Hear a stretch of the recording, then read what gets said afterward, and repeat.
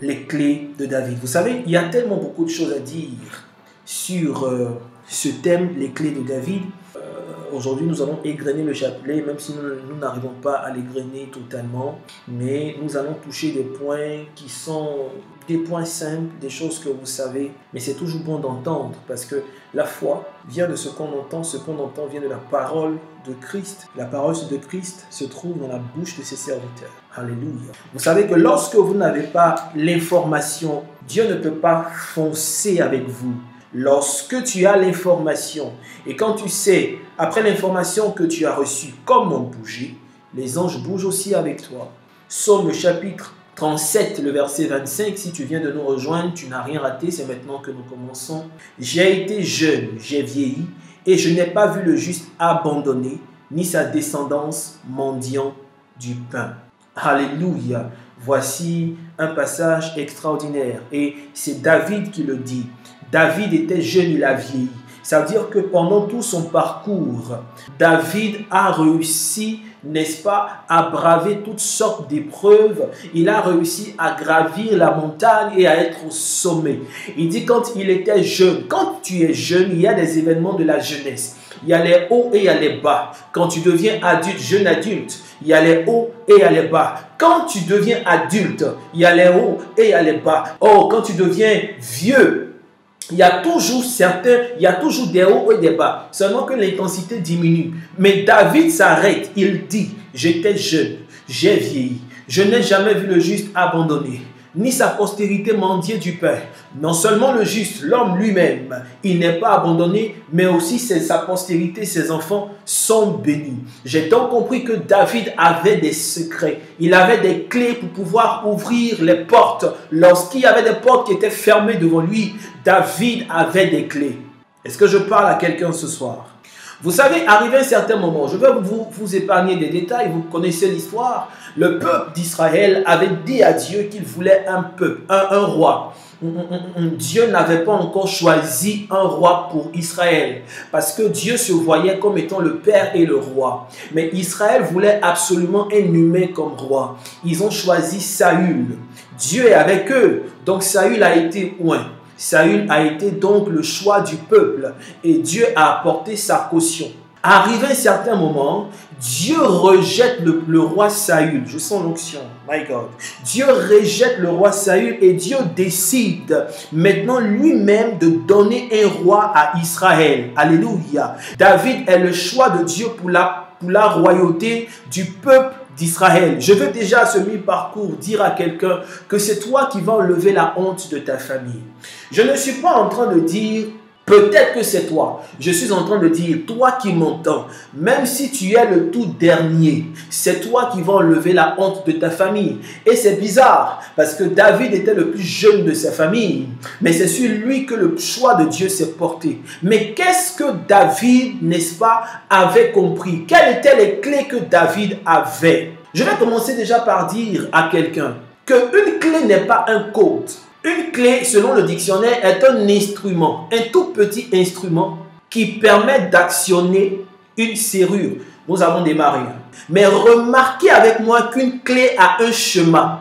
My God. Quelle que soit la forme de la clé, elle a un chemin. Et lorsque vous regardez les chemins d'une clé, ce sont des hauts et des bas. My God. Je suis en train de dire à quelqu'un, si tu veux avoir une clé, tu ne dois pas éviter les hauts et les bas. Les clés qui ouvrent les portes sont dotées d'un chemin. Lorsque vous regardez, même quand la clé est plate, il y a un endroit où il y a un chemin qui fait comme des dents de scie. Monter, descendre, monter, descendre, monter, descendre. Les montées, descendre sont tes expériences en vérité qui sont des clés. Je vais choquer quelqu'un.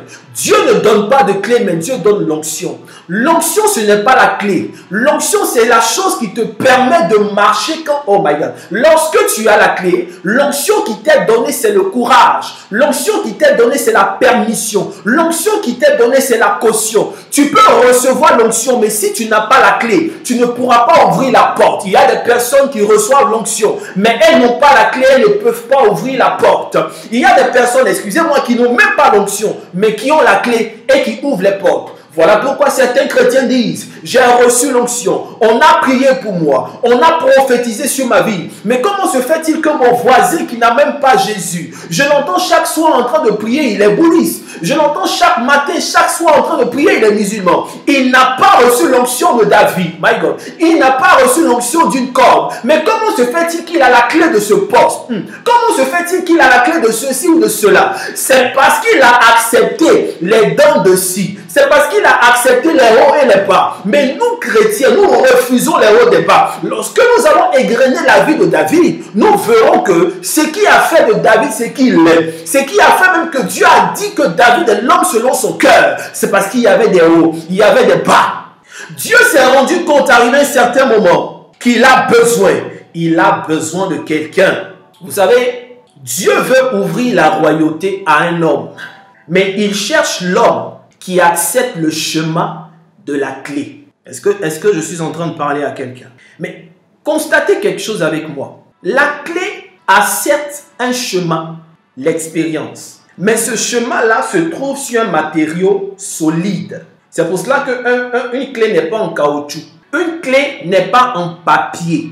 Une clé est en fer ou dans un autre matériau mais qui est solide. La clé est disponible pour quiconque est résolu. Ça veut dire que tu dois être solide. Tu dois être dur. Tu dois avoir un cœur qui peut supporter. Malgré les hauts et les bas. Malgré les chemins qui ne sont pas parfaits. Tu dois être dur.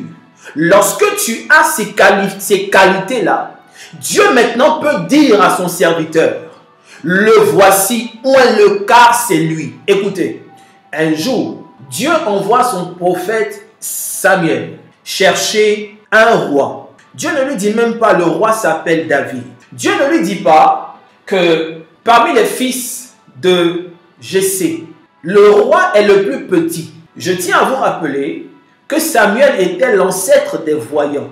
Un homme qui est capable de te regarder et de te dire le problème que tu vis et de t'en donner la solution. Samuel était un grand voyant, un grand prophète qui était capable de localiser des animaux ou des humains perdus. Il pouvait voir dans le noir, sur une pierre noire, comme on le dit là, la chanson. Il pouvait voir ça. Mais Dieu lui a caché qui était David. Vous savez pourquoi? Parce que si Dieu lui avait révélé qui était le futur roi, certainement le prophète allait dire à Dieu, non, c'est pas possible. Parce que laissez-moi vous dire que dans la période où David a été oint par le prophète, il était entre 13 et 14 ans. C'était un enfant. Donc Dieu ne peut pas envoyer son serviteur, son prophète, oint un enfant pour dire qu'il est le roi. Le prophète allait discuter. C'est pour cela que lorsque le prophète s'en va, lorsqu'il arrive, le prophète dit certainement, le premier fils de Jessé que j'ai vu, ça doit être lui le roi. Dieu lui dit non, ne regarde pas l'apparence. Ne regarde pas l'apparence parce que ce que les hommes voient, moi je peux voir le contraire. Ne regarde pas l'apparence. Et c'est ainsi que tous les 7 fils de Jessé passent devant le prophète et aucun d'eux n'est le choix de Dieu. Le prophète pose la question, mais est-ce que tu n'as pas un autre fils? Il dit non. Ah, oui, j'ai un autre fils, mais c'est lui qui s'occupe des bêtes. Le prophète dit, fais-le appel. Et c'est alors que David arrive. Lorsque David arrive, Dieu se lève de son trône. Et il dit à son prophète, toi aussi lève-toi.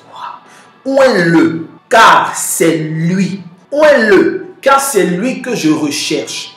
Oint-le, parce que quand j'ai regardé sur la terre, il a les secrets de réussite. Et ce sont de ces secrets-là que nous allons parler ce soir. Quelqu'un qui n'est pas solide, quelqu'un qui est toujours prêt à abandonner à cause d'une situation, risque de ne pas trouver la clé. Je le dis et je le répète, Dieu ne donne pas de clé, Dieu donne l'onction. L'onction, c'est l'approbation. L'onction, c'est l'autorisation. Parce que tu as tout ce qu'il faut pour avoir la clé entre tes mains. Regardez déjà la vie de David. Ce qui a plu, la première chose qui a plu à Dieu. David était le tout dernier de sa famille. Peut-être comme toi, David était rejeté. Lorsque vous lisez votre Bible dans le livre de 1 Samuel, le chapitre 16, le verset 10 à 11, je vais lire assez rapidement. Il est dit, Isaïe fit passer ses fils, ses 7 fils devant Samuel. Et Samuel dit à Isaïe, l'Éternel n'a choisi aucun d'eux.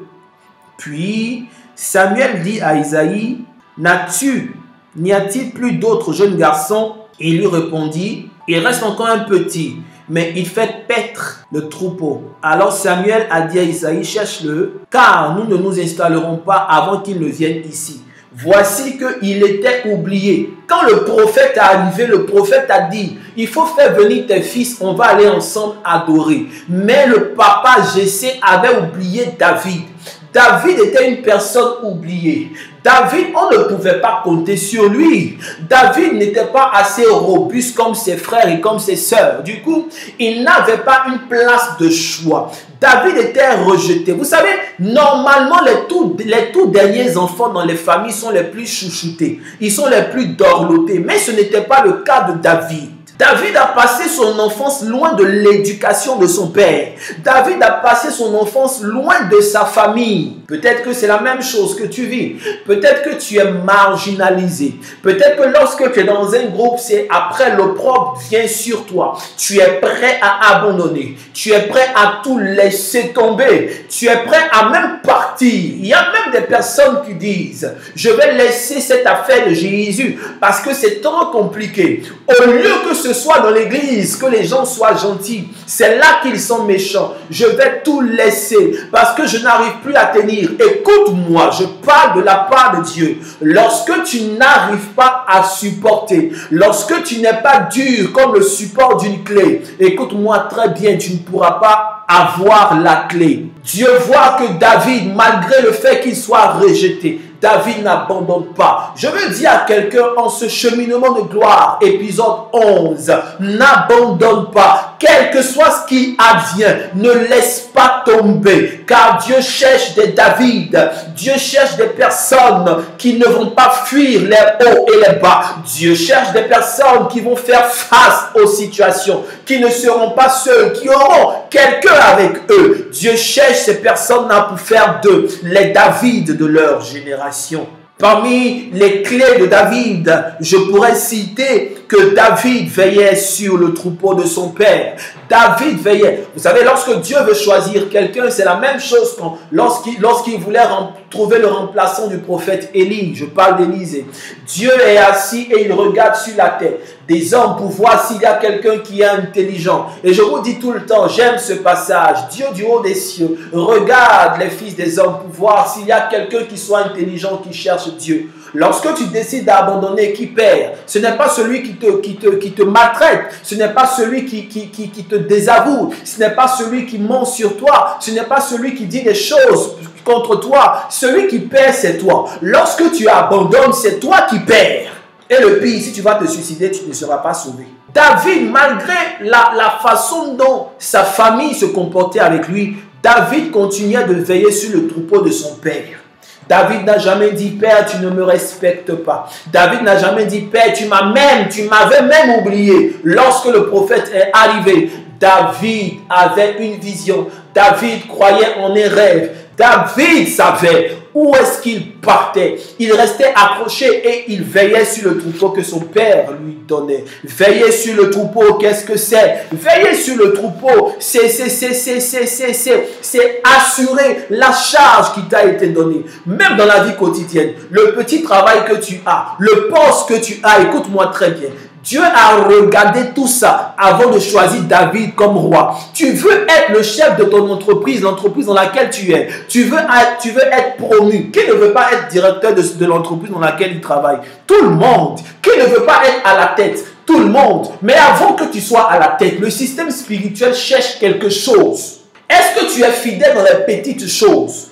Est-ce que le peu de troupeau qu'on t'a donné, est-ce que tu es capable de les gérer? Est-ce que tu te lèves tôt le matin pour leur donner à boire? Vous savez, il y a des moments où, je ne dirais même pas, il y a des moments, là où il y a les brebis, il n'y a pas une oasis tout près. L'oasis, c'est loin, c'est pour cela que le berger se promène avec eux. Mais les soirs, David ne se promenait pas avec les brebis parce qu'il savait qu'il y avait des lions, il y avait des ours.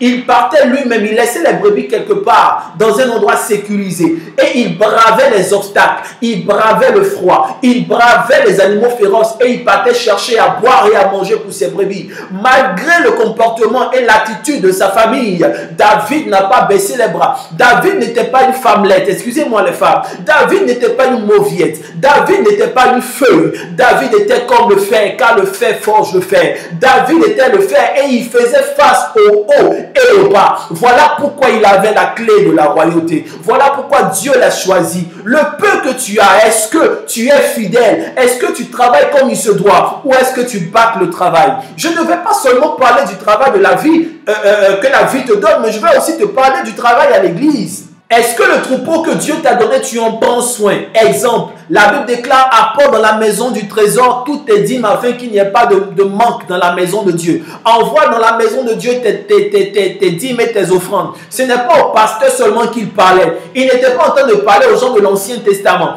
Il te parlait à toi qui entends ce que je suis en train de dire. C'est une forme de troupeau que Dieu t'a donné. Est-ce que pour cette simple chose, tu es fidèle? Un autre exemple de troupeau. La Bible dit que le plus fort relève le plus faible. Au lieu d'écraser le plus faible, est-ce que toi qui es fort quelque part, est-ce que tu cherches à relever le plus faible? Un autre exemple de gérer le troupeau que Dieu te donne. La Bible dit: aimez-vous les uns les autres. Est-ce que tu le fais? Un roi n'est pas quelqu'un qui sème la division. La deuxième chose dont je veux parler, parmi les clés de David, c'est que David mettait son talent au service des autres. David était un joueur de harpe. La Bible déclare que lorsque David a reçu l'onction, au même moment, l'Esprit de Dieu a quitté le roi Saül. Et Saül cherchait un joueur de harpe. Il cherchait un joueur de harpe et un jeune homme qui était au service du roi qui dit: je connais un joueur de harpe. David mettait son talent. Bien vrai que Saül avait perdu l'Esprit de Dieu, mais il était toujours l'autorité, il était toujours le roi. Quel est le talent que Dieu t'a donné, que tu mets au service de ton Père spirituel, que tu mets au service du roi qui a établi sur toi? Quel est le talent que tu mets au service? Il n'est pas question seulement d'avoir un talent, mais il est aussi question de mettre le talent que tu as au service, non seulement de celui qui est sur toi, mais aussi au service de tes frères. Toutes ces choses sont des clés. Parce que Dieu regarde ça pour te choisir. Son talent, je vais même parler de son temps. Parce qu'en même temps qu'il gérait le peuple et le troupeau, lorsque le roi avait besoin de lui, la Bible précise que David confiait les troupeaux à un gardien dans la forêt. Et il partait mettre son talent au service du roi. Quel est le talent que Dieu t'a donné? Dieu t'a donné des talents. Je ne te dis pas, si tu es danseur, de venir danser pour ton Père spirituel. Je ne dis pas, si tu es danseur, de commencer à créer un machin de chorégraphie de danse. Je ne parle pas de ce talent. Je parle du talent qui va faire évoluer l'œuvre de Dieu. Je parle du talent qui va faire que Dieu va dire que tu ajoutes une valeur ajoutée au royaume des cieux. La troisième chose dont je veux te parler parmi les clés de David. David servait les autres. Dans 1 Samuel, le chapitre 17, le verset 17, la Bible déclare que le père de David lui a dit: viens, c'est l'heure que tes frères mangent. David a encore confié ses brebis, son troupeau à un gardien. Et il est parti servir ses frères. Malgré le fait que ses frères ont vu qu'il avait reçu l'onction de la royauté. Malgré ce fait, David n'a jamais dit: je suis votre boss. Il l'a servi. Dieu a vu le cœur de David, un homme qui est prêt à servir. Il a dit: lui, il rentre dans le registre. Lui, il a le chemin de la clé. Il a le chemin de la clé. My God. Il a le chemin de la clé. Lorsque tu veux quelque chose, tu veux une bénédiction. Quand tu dis: Seigneur, donne-moi la clé de temps. Donne-moi la clé de temps. Je te dis et je te répète, Dieu ne donne pas. La clé est sous tes yeux. Est-ce que tu remplis les chemins? Est-ce que tu acceptes les chemins? Une clé est faite de chemins et les chemins sont en dents de scie. Est-ce que tu acceptes cela? La quatrième chose, la Bible déclare dans le livre de 1 Samuel, le chapitre 16, lorsque le roi David, le verset 18, lorsque le roi David le roi Saül a dit, cherchez-moi un joueur de harpe. Le jeune homme au service de Saül a dit, je connais un joueur de harpe. C'est un guerrier, mais aussi il parle bien. Oh my God. Souvent nous lisons, nous ne voyons pas ça. D'autres versions disent, il a l'intelligence des choses. 1 Samuel, le chapitre 16, le verset 18. L'intelligence des choses. Il faut comprendre qu'en plus de tout ce que j'ai cité plus haut, tu dois avoir l'intelligence des choses. Et l'intelligence des choses ici, il parlait du côté mystique. David avait l'intelligence des choses. Mais où est-ce que David est quitté avec l'intelligence des choses? Vous allez savoir ça tout à l'heure. Ce n'est pas son père qui l'a mis au monde qui lui a montré. On ne parle même pas de sa mère. Parce que vous êtes d'accord avec moi, et je vous l'ai dit à l'entrée, que David était marginalisé par sa famille. Déjà à son âge, 12, 13, 14 ans, il était dans la forêt là-bas. Alors que c'est à cet âge-là, un garçon doit rester avec son père ou même avec ses grands frères pour apprendre. La connaissance des choses qu'il avait provenait de quelqu'un. Et Dieu regardait tout ça. C'est un tout, c'est un package que Dieu regarde avant de te choisir, avant de mettre l'onction sur ta tête. Donc quand tu es là et puis tu pries tout le temps, est-ce que tout ça là, tu remplis les conditions? Parce que nos autres frères qui sont de l'autre côté, qui ne reçoivent pas l'onction d'huile, remplissent toutes ces conditions-là. Voilà pourquoi lorsque le système cherche quelqu'un, le système les trouve. Parce qu'il dégage des phéromones. Toi, tu ne dégages pas ces phéromones-là et tu penses que l'onction seule suffit. L'intelligence des choses. Mais qui enseignait David puisqu'il n'était pas avec son papa? La cinquième chose, David tirait la connaissance des choses avec un gardien. La Bible dit dans le livre de 1 Samuel, le chapitre 17, le verset 17. Isaïe dit à son fils David, prends pour tes frères ce tépha de rôti, 17 à 20, ce tépha de rôti et ses 10 pains, et porte-les vite à tes frères dans le camp. Verset 18, tu rapporteras aussi ces 10 fromages au chef des milliers. Verset 19, ils sont avec Saül tes frères, avec tous les hommes d'Israël dans la vallée de Éla, ils font la guerre aux Philistins. Verset 20, David se leva de bon matin et remit les troupeaux à un gardien. Vous voyez, en vérité, David n'était pas seul dans la forêt. Il y avait un gardien de troupeau dans la forêt. Mais David faisait quoi là-bas? Je vous ai dit un jour, ça n'engage que moi. David, c'est vrai qu'on dit qu'il était berger, mais ce n'était pas ce qu'il faisait en fait. David se faisait former par un monsieur dont on ignore le nom. Lorsque le jeune homme parle au roi Saül, il ne dit pas « je connais un berger ». Il dit « je connais un joueur de harpe ». 1. C'est un vaillant héros. 2. Il parle bien. Et puis c'est un bel homme. En aucun cas, il n'est mentionné que c'est un berger. En aucun cas. Le véritable gardien des brebis, il était là-bas. Et c'était à ce gardien-là que David a confié les brebis de son papa quand il devait aller sur le terrain là-bas. Quand David est parti pendant combien d'années dans le royaume avec Saül, qui gérait les brebis de son papa? Les brebis de son papa ne sont pas retournées à la maison. C'était dans les mains de ce gardien. Donc que David soit là ou pas, il y avait déjà un gardien. Et puis, je sais, même si on dit qu'il n'aime pas son fils, il ne veut pas mettre son fils de 14 ans dans la bouche des lions et des ours. Il y avait un gardien qui gérait ça. Mais David faisait quoi là-bas? David se faisait former par ce gardien-là. C'est ce gardien-là qui lui donnait les techniques de combat. Comment se battre avec un lion? Parce que ce gardien-là, il était vieux. Ce gardien-là, il connaissait son travail. Ce gardien-là, c'était un monsieur qui était averti. Ce gardien-là était mystique. C'est ce gardien-là qui lui donnait la connaissance des choses. C'est ce gardien-là qui lui a appris à jouer. C'est ce gardien-là qui a révélé à David que tu vas un jour devenir roi d'Israël. Donc, dès maintenant, il faut chercher à savoir comment est-ce qu'on jette des brebis. Il faut chercher à savoir, viens, je vais te donner la connaissance des choses. Ce gardien était son père spirituel. Bien vrai que son père biologique ne s'occupait plus de lui, en guillemets, mais il avait un père spirituel qui lui donnait la direction. Il avait un père spirituel qui lui donnait les secrets. Il avait un père spirituel qui lui donnait la connaissance des choses. David ne pouvait pas échouer. Excusez-moi, c'est toutes ces choses que Dieu a vues. Il a dit, David, c'est lui que je vais choisir. Tu ne peux pas avoir la connaissance des choses toi-même. Il faut un gardien, un maître vivant de ton époque. La sixième chose, David se levait de bon matin. La Bible déclare au verset 20, David se leva de bon matin. Un vaillant héros, un guerrier déjà à l'âge de 13-14 ans. Il se lève tôt, mais il y a de vieilles personnes qui se lèvent tard. Et quand on parle, elles disent non, je suis déjà boss chez moi.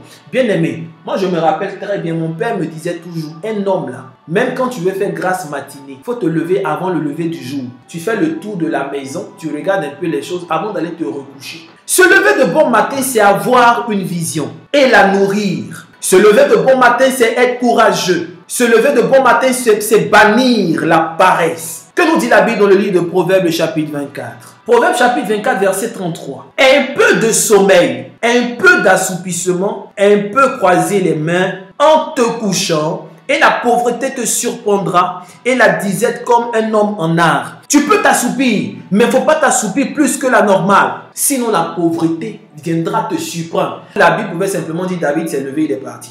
Mais c'est précisé tôt le matin. Dieu regarde des personnes qui sont courageuses. Voilà pourquoi je vous ai dit, la clé n'est pas sur un papier. Le chemin de la clé est sur du fer. Une personne courageuse, une personne qui n'abandonne pas. Et bien sûr, qui tient compte de tout ce que j'ai dit, parce que tu peux être une personne qui n'abandonne pas et puis tu es seul, tu n'as pas de gardien, ça sera difficile.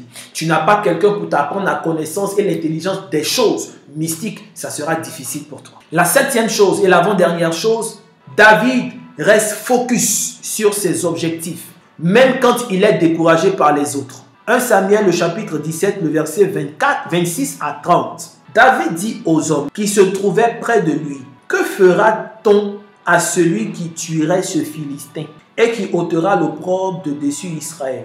Son frère Eliab l'a entendu parler. Il fut très en colère contre David et il lui dit, « Pourquoi est-ce que tu es descendu? À qui as-tu laissé les brebis dans le désert ?» Lui, il ne savait pas que David avait un gardien. « Je connais ton orgueil et ta malice de cœur. C'est pour voir la bataille que tu es ici. » David répondit, « Qu'est-ce que j'ai fait pour que tu me parles comme ça ?» La Bible précise au verset 30. Il se détourna de lui pour s'adresser à un autre et fit les mêmes questions. Le peuple lui répondit comme la première fois. David a été intimidé. Il y a des personnes qui sont intimidées. Ta vision est haute, mais les gens de ta famille te disent que tu ne peux pas. Les gens font tout pour te rabaisser. Les gens font tout pour te faire perdre confiance en toi-même. Tu es conscient et consciente que tu peux y arriver. Parce que tu as déjà eu des expériences, tu peux y arriver. Et même si tu n'as pas eu d'expérience, tu as un gardien qui te parle. Tu as un gardien qui te parle. Tu as un gardien qui te parle. Tu as un gardien qui te donne la connaissance des choses. Tu as un gardien qui te dit comment il faut faire les choses. Tu sais que tu peux réussir. Tu as même eu une révélation où Dieu t'a dit que tu peux. Mais parce que tu te laisses persuadé par ces personnes qui ne veulent pas que tu réussisses, tu es prêt à abandonner. Dieu a vu que David n'abandonne pas, malgré le fait que son grand frère lui a dit des choses méchantes.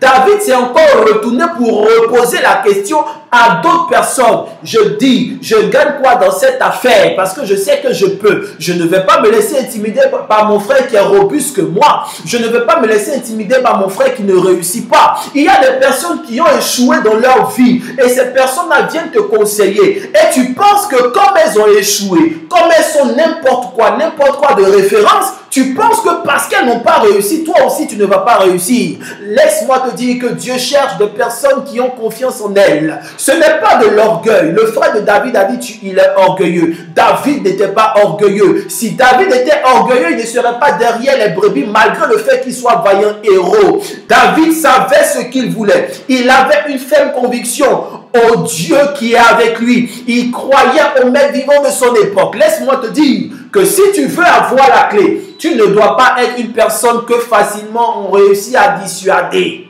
Mais les chefs d'État, là, si ils sont facilement manipulables, mais il aura des coups d'État partout. David n'est pas né avec une cuillère d'or dans la bouche. Pendant que ses frères étaient concis. Est-ce que vous savez que les frères de David étaient dans la cour du roi? Et David était en train de gérer les moutons. Et en plus, c'est même pas pour lui. Si c'est pour dire même que c'est sa société, on peut dire qu'il va être riche. Mais c'est même pas pour lui. David était focus sur ses objectifs. Voici l'une des clés de David.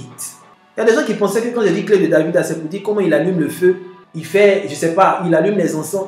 C'est pas ça d'abord. Ça fait partie. Le cinquième point où j'ai dit il avait la connaissance des choses, ça fait partie. Oui, ça fait partie. Mais en dehors de ça, il y a toutes ces choses-là que Dieu regarde.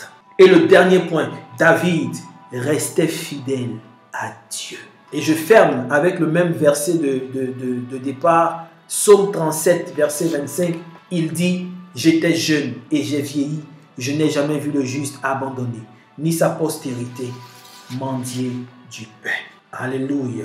Ainsi est terminé notre enseignement de ce soir. Je vous enverrai les points, les 8 points, pour que vous méditez là-dessus et pour que vous priez et que vous demandez l'assistance de Dieu. Que Dieu vous bénisse.